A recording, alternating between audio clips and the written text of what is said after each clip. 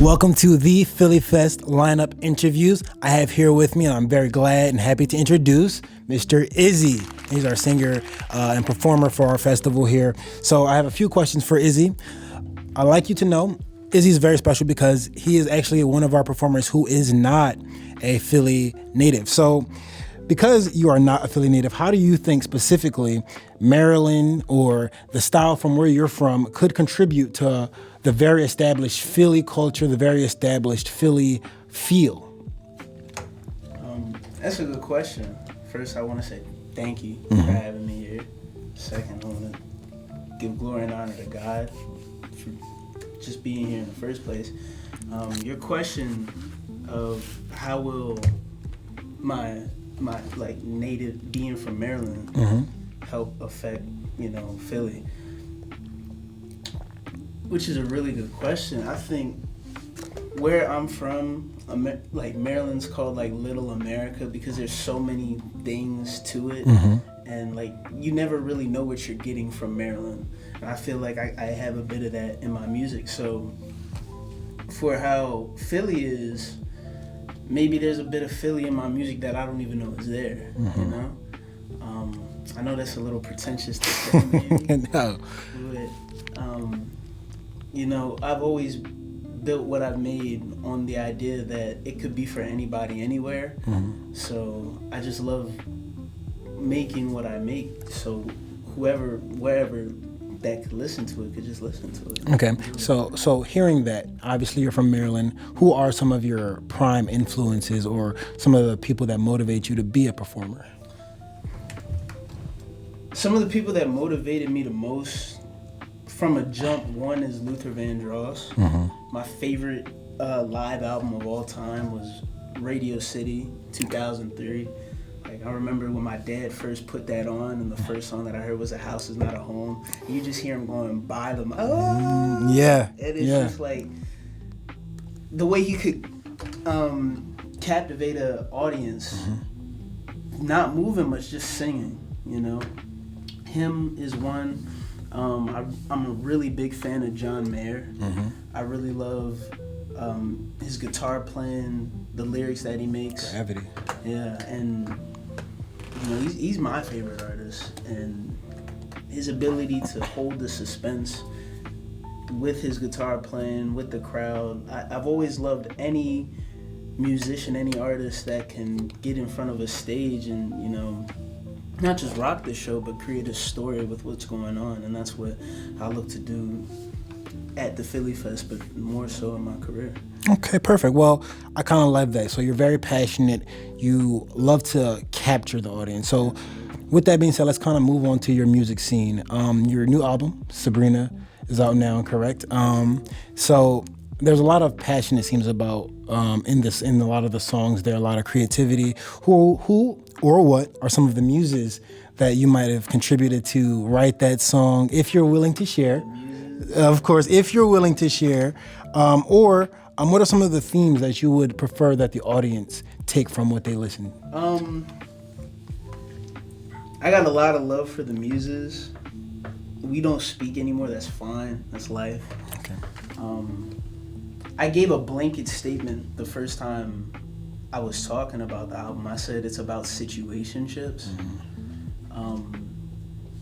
And I had some people who was just like, that's so, like, what do you mean by that? And what I meant was, it's not necessarily like I'm glorifying how great a situationship is in a relationship. It's kind of like I was saying through the music, like, you want more from a person, but due to circumstance, due to their past, your past, you guys can't progress forward the way you want to. Right. Like, if you listen to the whole album, which I view it as a bit of a conceptual album, there's like this ride up to a climax, and then there's the fall. The first half of the album is like, you're really talking about this girl or whoever the muse is, because I believe anybody can have a Sabrina. Anybody can be a Sabrina. Right. You have these muses, and I messed up.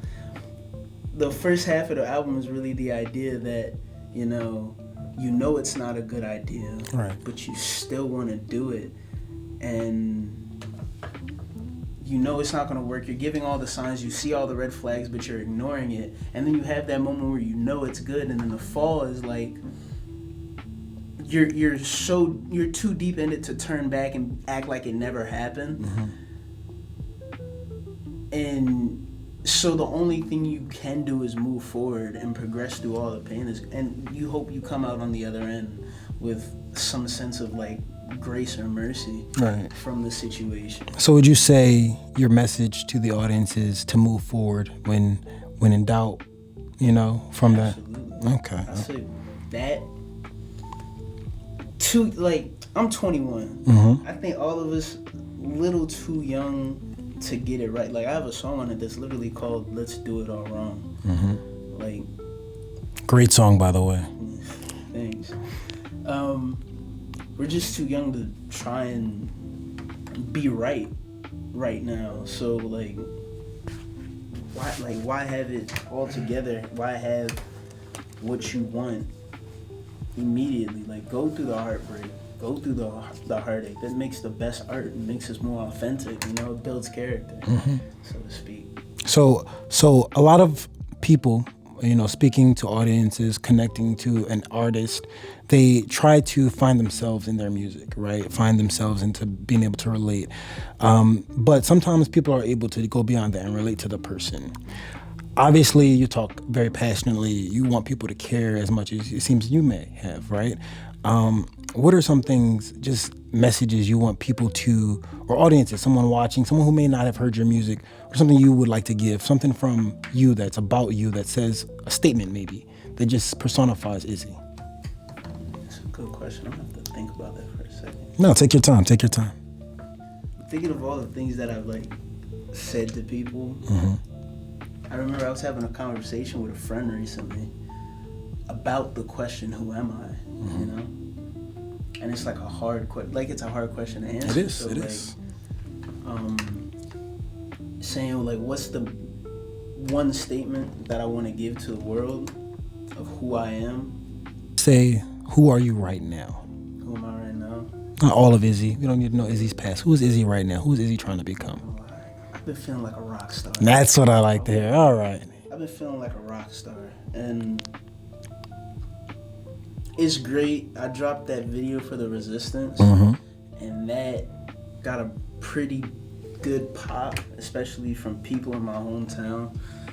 It felt like, for the first time, because I've been making music since I was 11, at least writing it, started recording it for real, right, in 2019. But this felt like the first time where it didn't feel like, I'd say, a home project, and it felt like something that, no matter whether you were from Maryland, it didn't feel like a chore to listen to, or a chore to tell people, hey, I make music. It's the first time that I felt like there's this ramp, and I see the ramp, and I see I won't say the light at the end of the tunnel, but I know where the tunnel's headed. I like that. I like that. Because I won't say I see the light, but I guess I'll be the light in the meantime, through this dark tunnel. And yeah.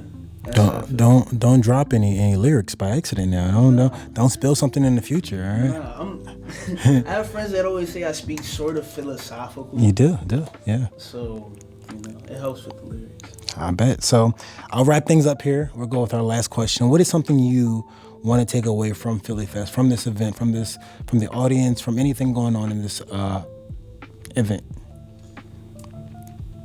First, I just want to take away an experience, understand how all the sides of the music business work. I went to a school called Sheffield that helped with the technical side, all the audio engineering, but being able to be the one that's doing the mic checks, for myself, and performing on a stage of this magnitude where I know not a lot of people are gonna know who I am. I love the idea of nobody knowing who I am, and I get the opportunity to make a name for myself. Right. Yeah. And we could do this interview for an hour. Absolutely, I'm sure. We could, and I think for me, I'd love it more if I could just go up there and show you the emotion in the songs. Because I can talk to you about the songs, but like, I remember in a movie called Here Comes the Boom, which is like a weird source, but this guy Henry Winkler said music can take you where words cannot. So that's one thing I want to get. I want the opportunity to experience something like that. I love the fact that my family's gonna be there. Some friends from Maryland are gonna be there. It's awesome. Yeah. So yeah, that's what I'm excited for. I can't wait to get more people that'll listen to my music. Like I just want to be there and be of service, because that's what we're really in. We're just in the service industry. That's all it is. And at the end of the day, that is what Philly Fest and Smoke Cycle promote. That's why Smoke Cycle is out in this event sponsoring this, because we want to do positive things for the community. So thank you again for joining us.